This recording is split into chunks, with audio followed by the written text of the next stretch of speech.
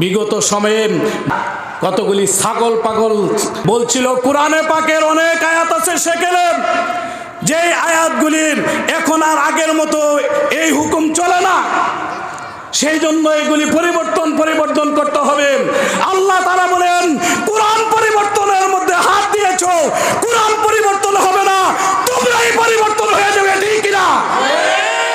শেষ পর্যন্ত আল্লাহ তাআলা 41 সাল পর্যন্ত যে ঘোষণা দিয়েছিল, আল্লাহর সাথে চুক্তি করে আসছিল, আল্লাহ তাআলা বলেন 41 সাল পর্যন্ত না, কোরআনের আয়াতের উপরে, কোরআনের বিধানের উপরে, আলেম ওলামাদের উপরে হাত দিয়েছো, আমি আল্লাহ তাআলা 24 সালেই তোমাদেরকে পরিবর্তন করে দিলাম, ঠিক কিনা?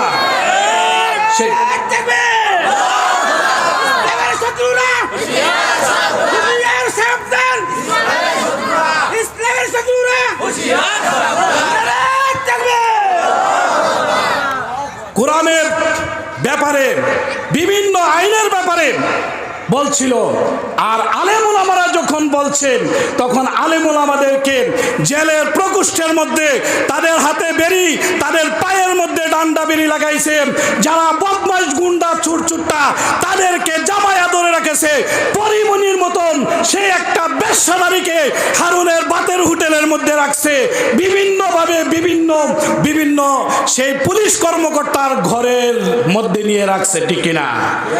জামাই পরবর্তীতে নিজের বউয়ের মতন পরে আবার দিয়া গেছে। যে সময় বাইর হইছে দেখছেন মেহেদি লাগাইয়া বিভিন্ন ফুল টুল দিয়া পরে বাইর হইছে, কারণ একজনে যে বাতের খুঁটেল খুলছে, যারে মনে চাইছে তারই ফোন দিছে, আয়ো, এখন সব ভাইরাল হইতেছে, ঠিক কিনা?